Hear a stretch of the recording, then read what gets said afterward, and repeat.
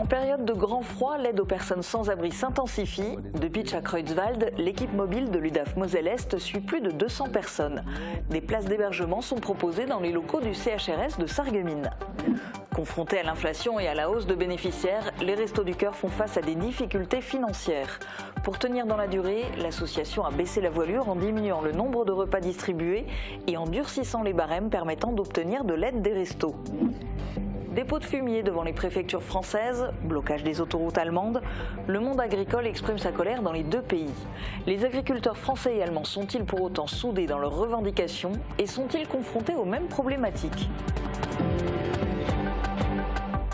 Bienvenue sur Mosaïque Cristal. En début d'année, il est de tradition dans les médias de donner la parole aux élus pour faire le point sur les projets à venir et dresser le bilan de l'année écoulée. Aujourd'hui, c'est Marc Zingraf, maire de Sarreguemines et conseiller régional du Grand Est, qui est face à l'objectif. Une interview à découvrir juste après l'actu. C'est officiel, depuis lundi, le plan grand froid a été activé en Moselle, une mesure prise en raison de la baisse importante des températures et qui a des répercussions sur le terrain pour les agents de l'équipe mobile de l'UDAF Moselle-Est. Ils ont l'obligation de proposer une mise à l'abri aux personnes démunies qui vivent dehors. Illustration dans ce reportage de Jace Pintus Gutierrez, Florence Alaswad et Guillaume Dumonteil. Bonjour. Bonjour. Alors, comment ça va? Froidement, ce soir, comme c'est plan hivernal, tu auras une place, hein. Tu dormiras au chaud. Si la personne elle fait une demande, on lui proposera toujours d'appeler le 115 si elle est à la rue. Si les personnes sont OK, on appelle le 115 et on voit donc avec le 115, la plateforme téléphonique, quelles sont les places disponibles dans tout le département. Et en fonction, s'ils ont de la disponibilité ou pas, on accompagne les gens jusqu'au CHRS ou jusqu'à la gare la plus proche où on leur finance un billet de train afin qu'ils puissent aller se rendre dans les lieux d'hébergement. Donc c'est bon, hein, ce soir tu peux dormir à Sarreguemines, hein. À partir de 18h, quoi. Mais on peut leur demander, je vais les appeler là, je vais leur demander si tu peux pas y aller avant. Comme ça on peut l'accompagner. Ouais. Satisfaction pour la personne sans domicile et pour les membres de l'équipe mobile. Elle va pouvoir dormir cette nuit au chaud, rue Casal à Sarreguemines, dans les locaux du CHRS. On est touché par certaines situations, après on reste quand même dans un cadre, dans un protocole, hein. On est dans un système d'hébergement, il y a des règles, on ne fait pas ce qu'on veut. Donc après on applique le protocole en fait, pour essayer de mettre ces personnes à l'abri le plus efficacement possible et de manière objective. La prise en charge est la même. Peu importe le feeling qu'on a pour la personne en fait. Hein, on essaye de garder nos émotions pour nous et on est professionnel. Depuis quelques semaines, Sébastien est logé dans une chambre du centre d'hébergement et de réinsertion sociale. Avant, pendant de longs mois, il était dehors et était suivi par l'équipe mobile de l'UDAF Moselle-Est. Ça nous aide beaucoup. Et c'est grâce à eux que je m'en suis sorti un peu, que c'est pas encore fini complètement, mais c'est grâce à eux que ça commence, on va dire. De Bitsch à Creutzwald, de l'équipe mobile de l'UDAF, suit plus de 200 personnes. Les éducateurs spécialisés viennent à leur rencontre là où elles se trouvent et leur apportent de l'aide toute l'année, pas uniquement en période de grand froid. Compte tenu de la météo, des dangers et du manque total de confort, vivre dehors est extrêmement difficile. Si vous repérez une personne sans abri, n'hésitez pas à faire un signalement en appelant le 115. La campagne 2022-2023 des Restos du Cœur s'est soldée par une hausse des distributions de 28%. En Moselle, comme à l'échelle nationale, l'association fait face à des difficultés financières et humaines, malgré la générosité des donateurs. Pour pallier cette situation critique, l'association a dû prendre la décision de réduire le nombre de repas distribués pour la campagne 2023-2024 et de durcir son barème d'éligibilité. On fait le point avec le responsable des Restos du Cœur pour la Moselle-Est dans ce reportage d'Émilie Capodici. Cet automne déjà, les Restos du Cœur tiraient la sonnette d'alarme sur leur situation financière. Avec une hausse de 38% des repas distribués, l'association fondée par Coluche va devoir pour la première fois de son histoire refuser du monde pendant cette campagne hivernale. Une mesure drastique prise pour assurer la survie de l'association et pérenniser ses missions d'aide alimentaire auprès des plus précaires. La détresse, elle est le reflet de la situation que vivent les gens, hein, tout simplement, et des difficultés qu'ils rencontrent dans leur quotidien.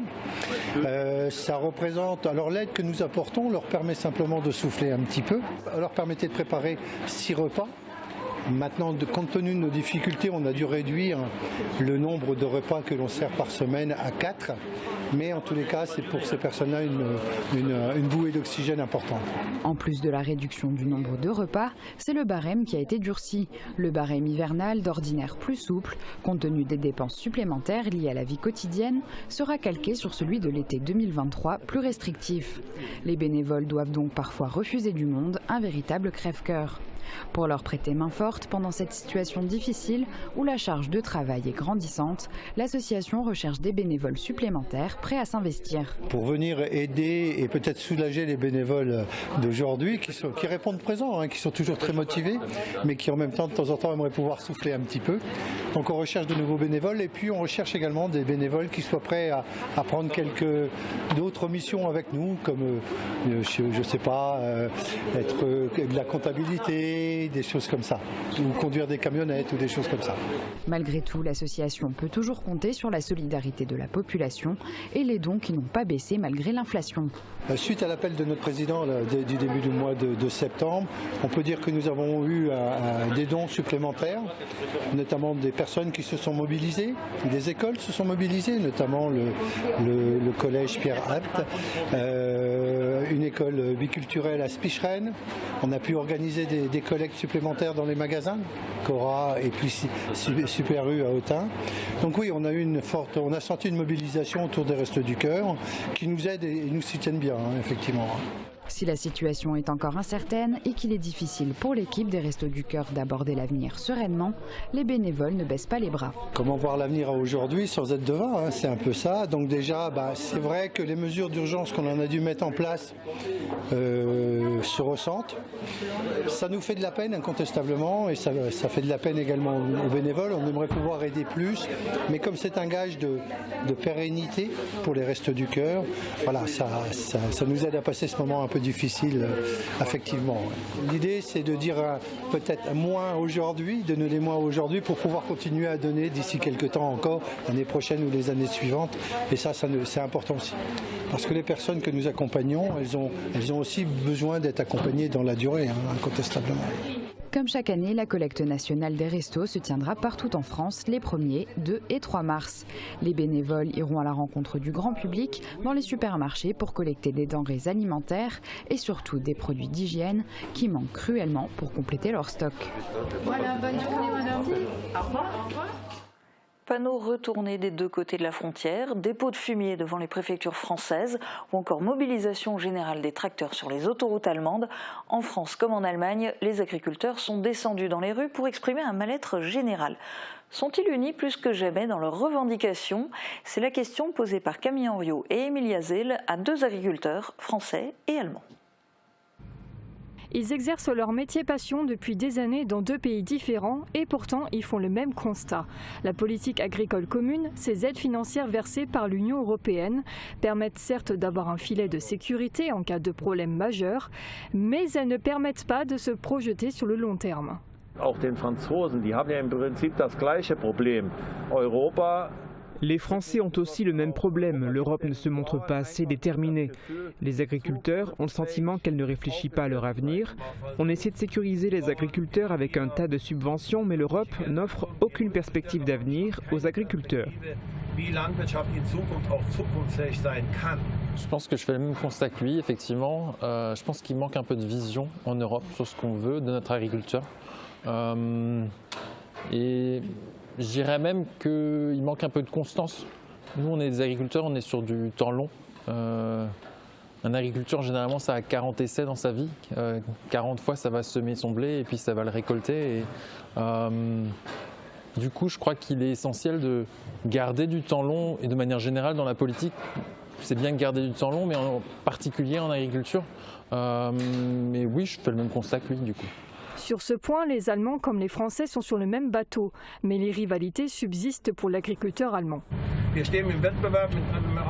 Nous sommes en concurrence avec l'étranger. Par exemple, les Français et les Luxembourgeois ont du carburant moins cher que chez nous en Allemagne. Et maintenant, le gouvernement allemand nous demande de rouler avec le carburant plus cher, alors que l'on est en Europe. C'est d'abord mes voisins avant d'être mes concurrents. Et puis, c'est pas, mon voisin français vend sur les mêmes marchés que mon voisin allemand, donc c'est pas plus un concurrent qu'un autre. Par contre, effectivement, vous rappeliez le fait que chaque État peut avoir des politiques plus précises tout en étant dans le cadre de la PAC. Et effectivement, on gagnerait peut-être à avoir plus d'uniformité, plus de cohésion aussi. Les agriculteurs européens ont de plus en plus de normes écologiques à respecter. Pour Michel Botsung, il faudrait plus de solidarité entre Européens. Ne pas laisser entrer des produits avec des normes moins fortes dans le marché européen amènerait à une consommation plus forte sur le marché européen de produits européens. Et ça, ce serait une solution pour l'agriculture européenne, effectivement.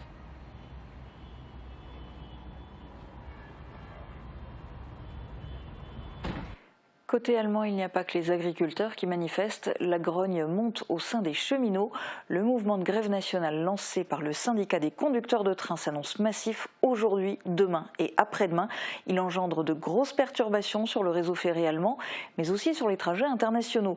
Les ICE Francfort-Paris et Paris-Francfort sont tous annulés. La reprise normale du trafic est prévue samedi 13 janvier. Dans ce climat, le mieux pour se changer les idées, c'est sans doute d'aller se faire une toile et pourquoi pas une comédie. C'est le coup de cœur de la semaine au Cinéma Forum. Une fois n'est pas coutume, je vais vous parler d'un film qui est déjà à l'affiche. En l'occurrence, effectivement, Chasse gardée. Chasse gardée qui est un peu passé, plutôt un peu inaperçu avec les grosses sorties de Noël. Et là, on est sur une comédie vraiment très légère, mais en même temps, ça fait du bien d'entendre de gros éclats de rire dans la salle. Alors, c'est l'histoire d'un couple de Parisiens avec 2 enfants et qui se sent un peu à l'étroit dans son appartement parisien et du coup il flash sur une très belle maison de campagne dont ils souhaitent faire leur résidence principale et au moment de passer à l'acte, au niveau de l'achat, l'agent immobilier leur précise simplement qu'il y a une toute petite servitude sur le terrain, un petit droit de passage, mais à l'ouverture de la chasse, finalement cette petite servitude leur réserve énormément de surprises. Vous en doutez, avec pas mal de chasseurs qui arrivent, avec à la tête des chasseurs Didier Bourdon, comme toujours très très comique, Thierry Lhermitte également très haut en couleur. Tout ça, ça fait une comédie réussie pour démarrer en rire ce début d'année. Et à 2 pas des Cinéma Forum, il y a l'hôtel de ville de Sarreguemines où la saison culturelle se poursuit. Il reste quelques places pour assister au voyage en comédie ce vendredi soir. Embarquement immédiat pour un plongeon dans le cinéma français, revisité par Thomas Croisière. Durant ce voyage nostalgique, émouvant et surtout drôle, il rend à César ce qui appartient aux films qui n'ont pas eu de César. Et mardi, c'est une pièce de théâtre qui a eu 2 Molières. En tournée dans toute la France, les poupées persanes font étape à Sarreguemines. Ce conte oriental moderne mêle les récits, les époques, les illusions perdues, les secrets enfouis et vous fait passer du rire aux larmes. Une pépite à découvrir absolument. Mais pour le moment, on va découvrir les prévisions de Météo France pour demain.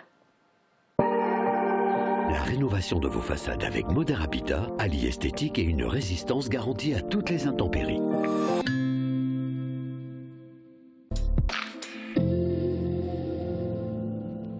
Bonjour tout le monde, c'est encore une très belle journée qui nous attend pour demain. Le soleil sera au rendez-vous, mais les températures restent fraîches avec -4 à -5 degrés pour les minimales et 1 à 2 degrés seulement pour les maximales. Demain, nous fêtons les Paulins et il fera jour de 8h23 à 16h55. Passez tous une belle journée et à demain!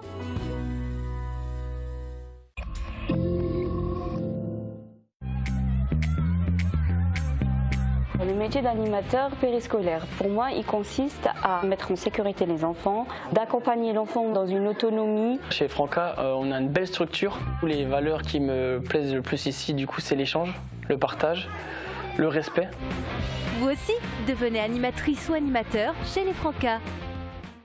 Votre toit présente des signes de vieillissement? Il est temps de faire appel à un professionnel. Les équipes de Modern Habitat assurent en un temps record le nettoyage ou la rénovation complète de votre toiture en termes de couverture et de zinguerie. Une toiture Modern Habitat apporte sécurité, protection et sérénité par tous les temps. J'ai toujours peur d'abîmer mes appareils auditifs lorsque je fais mon jogging ou quand je fais mon jardin. N'ayez crainte, notre nouvelle gamme de produits auditifs tout-terrain a été conçue pour résister aux chocs, aux rayures et à l'eau. Vous pourrez donc pratiquer vos loisirs et vos activités tout en portant vos aides auditives.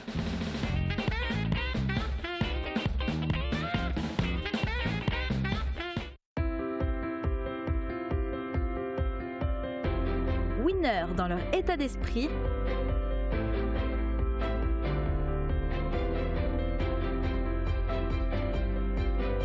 aguerris par leur expérience,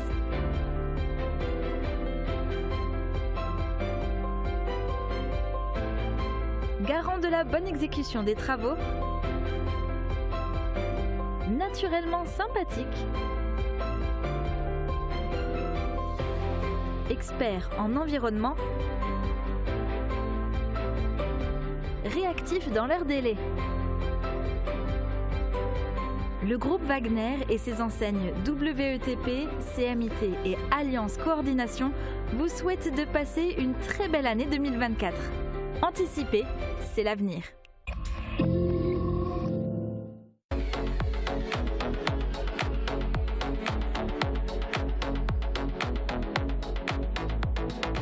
Retrouvez-moi cette semaine dans le cadre, je serai accompagnée d'une artiste emblématique de notre territoire. Vous la connaissez tous, elle a 29 ans, elle s'est fait connaître à travers l'émission X Factor puis The Voice. C'est bien sûr Marina D'Amico.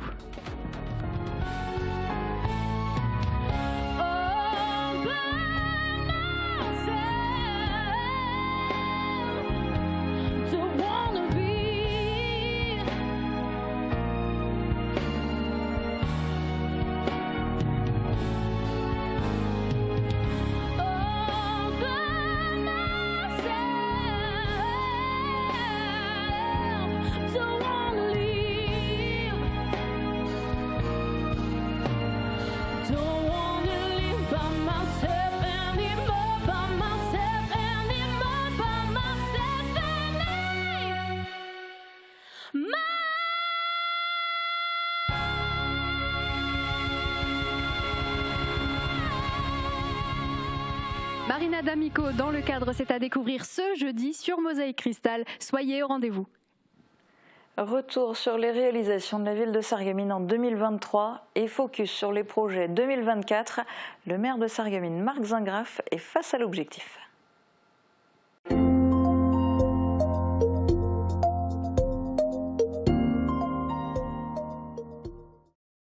Alors bonjour Monsieur Zingraff. Bonjour. Merci de nous accueillir ici finalement au sein même de votre bureau à l'hôtel de ville de Sarreguemines.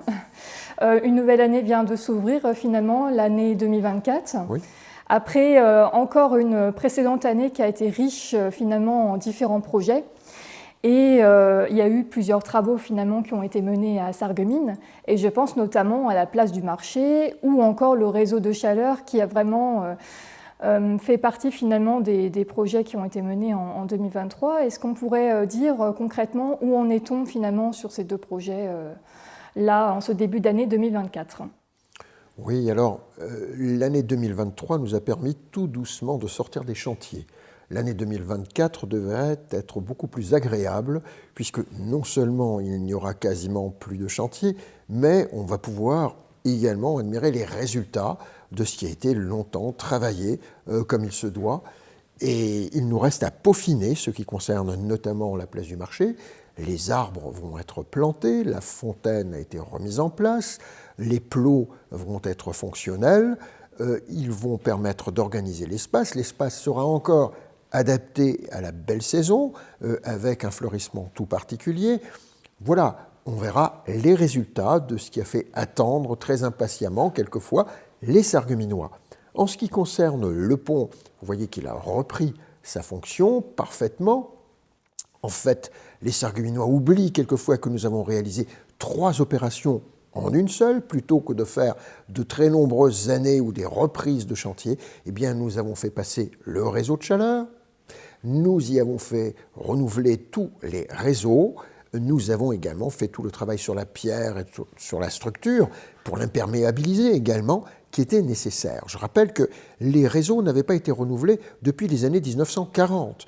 Donc vous imaginez l'état des réseaux.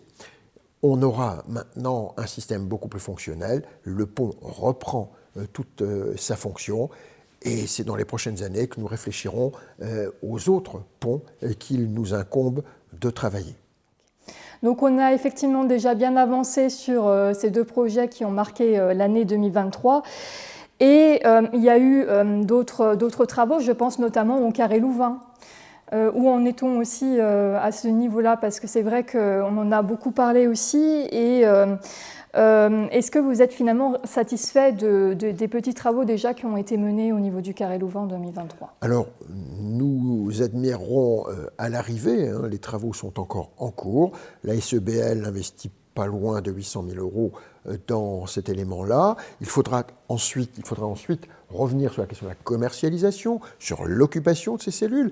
Elles sortent là d'une occupation ponctuelle qui est toujours celle très appréciée de Noël, puisque ce sont les produits de nos faïences qui ont été à l'honneur grâce aux associations, grâce aux passionnés à cet endroit-là.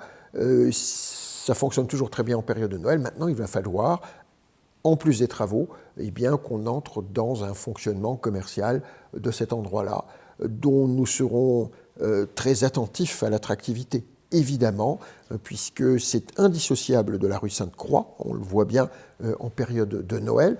C'est un endroit qui fait le lien entre le parking, très important aussi, et bien situé, et le carreau du centre-ville. Voilà, donc l'objectif pour 2024 va être de mettre en cohésion tous ces critères-là. Justement, on parlait de commercialisation du Carré Louvain. J'imagine que c'est un thème finalement qui vous préoccupe beaucoup, notamment avec Jérémy Kahn qui s'occupe beaucoup en tant que manager du centre-ville des commerçants. Bien sûr. Toute la question du commerce au centre-ville est suivie en permanence par notre manager. Aujourd'hui, une petite ville a besoin de travailler cette question-là, qui ne se fait pas d'elle-même. Vous savez qu'autour de nous, il y a énormément de concurrence, que la clientèle, évidemment, a tendance à papillonner en fonction des différents intérêts de l'offre qui nous entoure, sans parler de la question d'Internet et de l'e-commerce. Voilà, donc il faut être actif sur la place. Et bien sûr, au Carré Louvain, comme dans le reste de la ville, nous serons particulièrement attentifs à ce qui va s'y passer. Sait-on s'il y a déjà des ouvertures de commerce qui sont prévues en 2024 au Carré Louvain, ou on ne peut pas encore trop en dévoiler pour l'instant? Alors pour l'instant, on ne peut pas en dire trop sur le sujet, puisque c'est la SEBL, un prestataire sur place, qui va gérer cette question, mais qui se fait en bonne intelligence avec tous ceux qui sont concernés par ces espaces-là. Je rappelle qu'il y a la présence de Leclerc sur cet endroit-là, qu'il y a la médiathèque de la communauté d'agglomération et qu'il y a la ville pour la rue Sainte-Croix. Voilà, il faut tenir compte de tous ces paramètres-là. Donc voilà, pour l'instant, on remet un petit peu de vie finalement aussi pendant ces périodes de fête avec voilà, la venue des producteurs locaux sur place, etc. pour finalement redynamiser un peu Carré Louvain en attendant qu'il y ait de nouvelles ouvertures de commerce sur place. Finalement, ce n'est pas les projets qui manquent à Sarreguemines. Je voulais savoir où en sommes-nous finalement au niveau de la route de Nancy, puisque c'est vrai que c'est un sujet qui revient assez régulièrement. Oui. Et on ne sait pas trop voilà, s'il va y avoir de nouveaux projets, tout ça, au niveau de la circulation, de la régularisation, tout ça, parce que c'est vrai que c'est un projet qui revient assez régulièrement sur la table.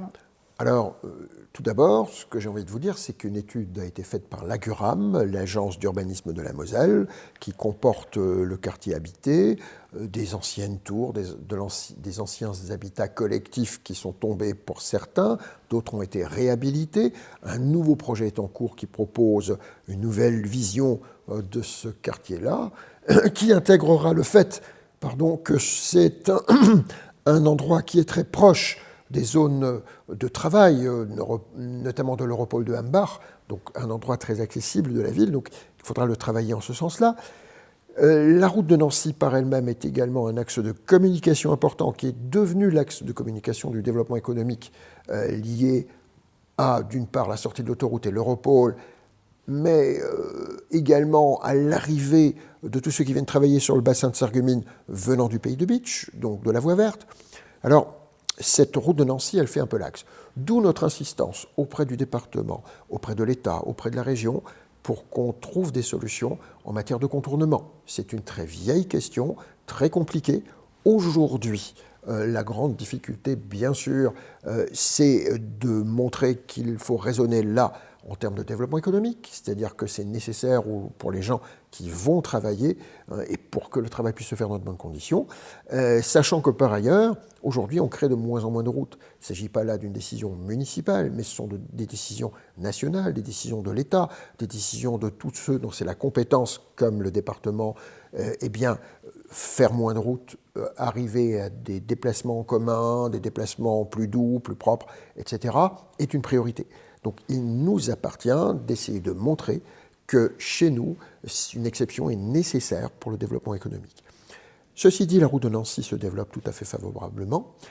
On voit arriver notamment Questenaire, un projet qui se développe dans la partie basse, près de la voie ferrée. Il y a d'autres projets d'installation et de développement tout au long de cet axe, qui est un axe dynamique. Et j'en profite pour dire que pour nous, cette année, dans les prochaines années, les entrées de ville eh bien, vont être vues de très près. On a compris enfin que, comme nous le disions d'ailleurs dès le départ sur Action Cœur de Ville, il n'y a pas que le cœur de ville qui fasse l'attractivité d'une ville, il faut également soigner les entrées de ville. C'est ce que nous avons commencé à voir, à faire, quelquefois, bien sûr, en encourageant des privés. C'est le cas, par exemple, pour la Pointe Rouge, la Rotterspitz, qui a refait peau neuve, et on le voit bien avec le rooftop, par exemple, ce que ça peut apporter à une entrée de ville. Alors, il reste à prendre en considération d'autres endroits qui seront l'objet de nos soins dans les prochaines années. C'est vrai qu'on en a parlé aussi longuement lors de notre émission sur nos antennes. Le fameux plan vélo vient d'être lancé aussi en 2023 et va se poursuivre pour le coup en 2024. Est-ce qu'on peut dire aussi quelques mots là-dessus ? Alors le plan vélo, c'est quelque chose que nous avons tous souhaité, en relation également avec l'association qui, avec beaucoup de passion, suit la question et est notre interlocuteur au quotidien pour les questions concernant le vélo. Nous étions partis d'un constat, c'est-à-dire que par les bons soins de la communauté d'agglomération, nous avions à peu près 200 km de pistes cyclables qui nous entourent. Néanmoins, il y avait peu de correspondance et de possibilités de rejoindre à partir de là des destinations au centre-ville. Ça, c'est le postulat de départ. Donc aujourd'hui, comment passer de l'un à l'autre? Et ensuite, dans la ville, comment se servir intelligemment du vélo pour aller d'un point à un autre, même indépendamment de l'intérêt communautaire. Voilà, donc tout cela nous a orientés vers une étude qui coûtait, je crois, à peu près 42-45 000 euros, et qui va nous permettre de tracer des perspectives, qui va nous aider aussi à évoluer, c'est-à-dire à réfléchir à la place du vélo en ville et aux contraintes que la réflexion à propos du vélo amène sur le réseau routier, sur les passages piétons, sur notre manière de nous déplacer dans notre ville. Donc c'est un effort qui va se lisser sur plusieurs années, évidemment. Nous allons commencer dans un premier temps par des choses concrètes, simples, par une vraie réflexion, par les choses qui sont déjà en cours. À chaque fois que nous allons commencer des travaux dans une rue, etc., cette fois-ci, nous allons intégrer ce que le plan vélo nous amène à réfléchir. Continuons ensemble, si vous voulez bien, sur un peu l'aménagement du territoire et la redynamisation économique. Oui. C'est vrai qu'il y a encore quelques friches, je pense notamment à la friche des faïenceries qui reste. Et il y avait aussi des projets à ce niveau-là pour la ville de Sarreguemines. Bien sûr. Alors, la question de la ZAC des faïenceries, zone d'aménagement concerté, va suivre ses étapes administratives. On travaille bien sûr déjà la question, mais pour l'instant, c'est relativement peu visible, même si beaucoup de monde se rend sur le site et va voir, mais ce sont des spécialistes, des gens dont c'est le métier. Nous avons pris le temps de faire les choses correctement. Là, il y a eu quelques imprévus en matière de dépollution, de sécurité sur le site. Nous allons, au début de cette année, concrétiser administrativement la mise en place de cette ZAC, de cette zone d'aménagement concerté, et nous allons pouvoir réfléchir, nous l'avons déjà préparé, à certaines démolitions, à certaines organisations de l'espace. Nous avons déjà commencé à échanger, évidemment de manière informelle, avec des porteurs de projets, informels parce que nous ne pouvons nous engager qu'à partir du moment où un dessin global des intentions sera possible sur le site. C'est pour ça que ça s'appelle une zone d'aménagement concertée. Concertée avec les uns, avec les autres, pour que ça puisse être fonctionnel pour l'avenir. Parce qu'il s'agit là de restructurer une partie importante de la ville, même si nous avons déjà quelques certitudes. Certitude, par exemple, à propos de la forêt que nous voulons garder, qu'il faut renaturer. Certitude à propos du cours d'eau, du petit cours d'eau qui sillonne, qui s'écoule à travers cette forêt. L'éco-responsabilité actuelle, la nécessité d'avoir des zones de fraîcheur à proximité de la ville nous amène à considérer cela comme acquis dans la réflexion. Mais il y a par contre ensuite à bien placer les projets qui relèvent de l'habitat, les projets qui relèvent de l'animation, voire d'un développement culturel quelconque. Tout cela demande encore des précisions. Alors jusque maintenant, on a vu pas mal de projets ensemble qui ont touché finalement la ville de Sarreguemines au courant de l'année 2023, l'année qui nous précède désormais. Mais vous avez d'autres fonctions, notamment conseiller régional, mais aussi vice-président de l'Eurodistrict. Et il y aura certainement aussi des projets qui vont nous attendre en 2024. Je pense notamment à la conférence de la santé qui a eu lieu au mois de septembre, qui a réuni quand même pas mal de personnes. Et c'est vrai que Forbach disait qu'ils étaient pas mal avancés sur de nombreux projets.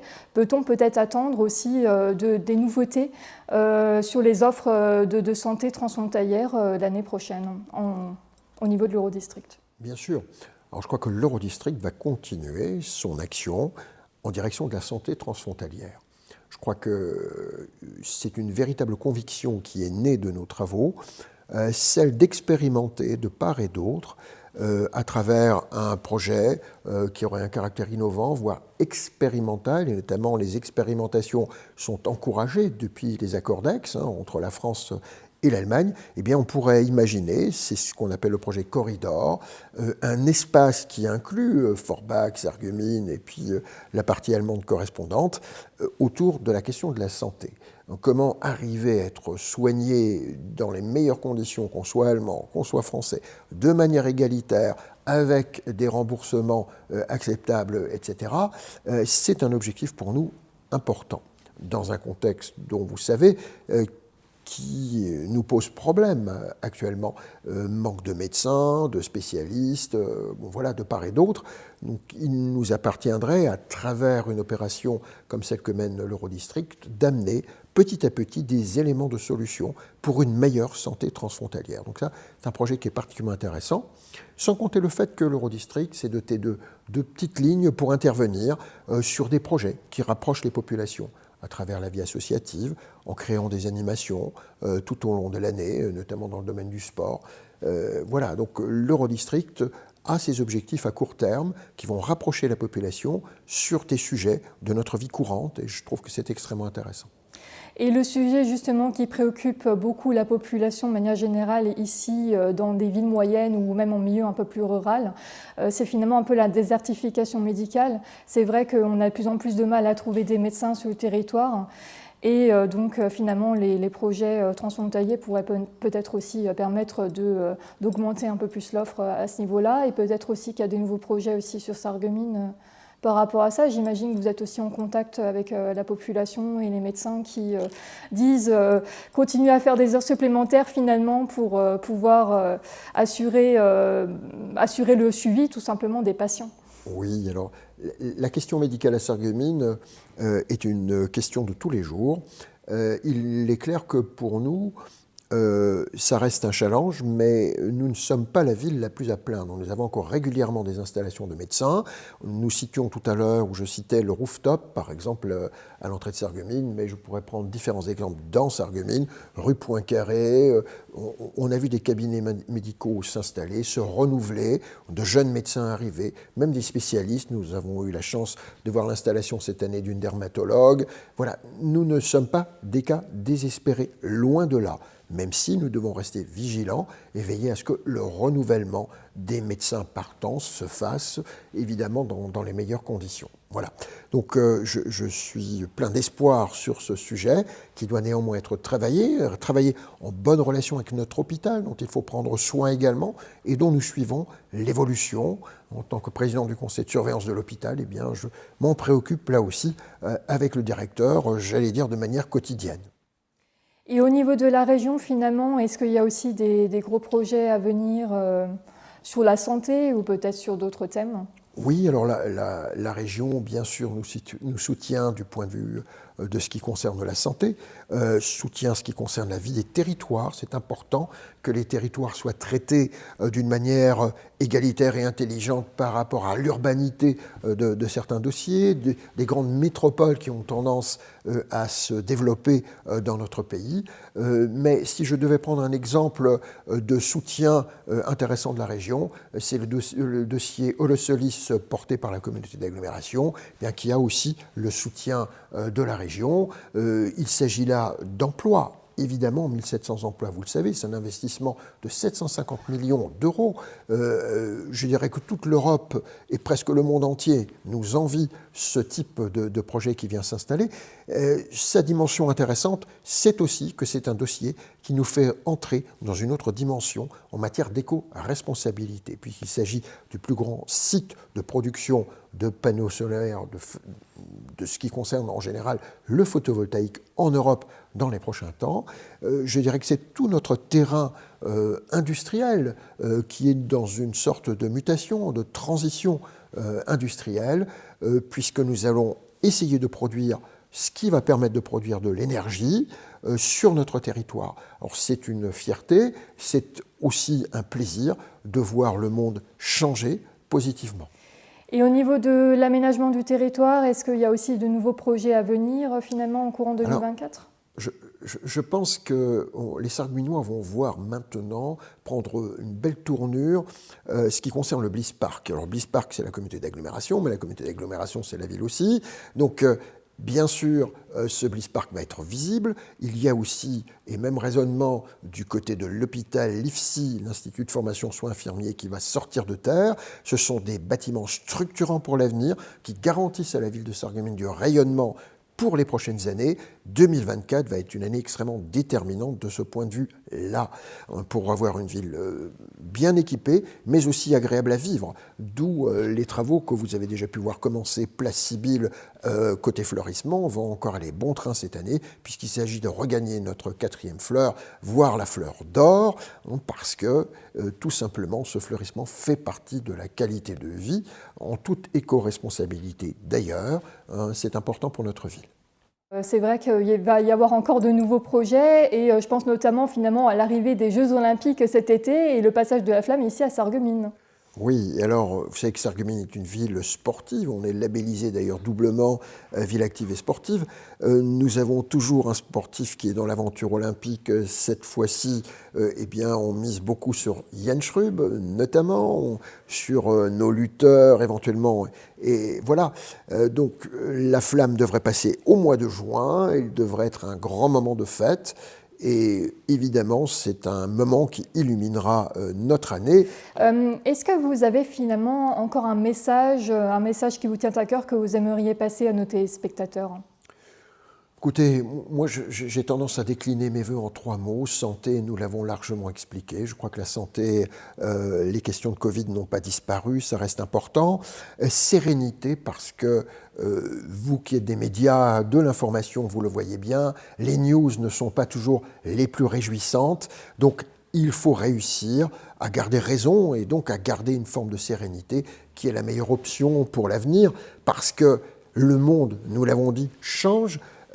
Il change en nous interpellant, en faisant de nous des acteurs de ce changement, et nous devons être résilients. Nous devons être résilients, c'est-à-dire que nous allons partager ce qu'il faut partager pour construire l'avenir. Notre jeunesse en a besoin, nos territoires en ont besoin, donc il faut raison garder, encore une fois, être résilient, garder sa sérénité en ces temps quelquefois difficiles. Je vous remercie, Monsieur le maire, pour cette interview. Merci à vous.